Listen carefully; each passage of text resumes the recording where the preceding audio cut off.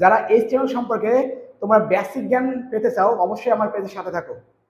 আমরা আজ শিখবো ট্যাগ পরিচিতি এবং সেই ট্যাগ ব্যবহার করে কিভাবে একটা ওয়েব পেজ তৈরি করা যায় আমরা সেই সম্পর্কে জানবো।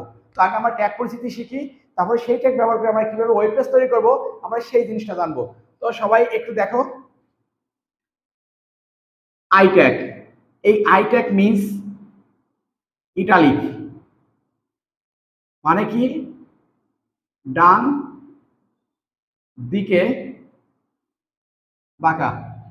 আচ্ছা, এর জন্য আমরা একটা শর্টকাটে ইনপুট দিই, একটা আউটপুট দেখানোর চেষ্টা করি, তাহলে তোমরা খুব সহজে আরো দ্রুত বুঝবা। তো এখন দেখো, আমরা এই আই ট্যাগ ব্যবহার করে একটা জিনিস শর্টকাট, এটা দরকার নাই, আমরা আইসিটি ব্যবহার করে কাজটা করি।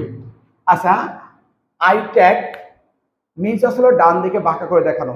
দেখো, আমরা এই আইসিটি লেখার আগে আই ট্যাগ শুরু করছি আর পরে শেষ করছি, তার মানে এই ট্যাগটার মাঝে কি আছে আইসিটি, তার মানে এর আউটপুটটা যখন দেখাবে আই ট্যাগের কাজ আসলে ডান দিকে বাঁকা করা, তার মানে এই লেখাটা ডান দিকে বাঁকা হয়ে যাবে।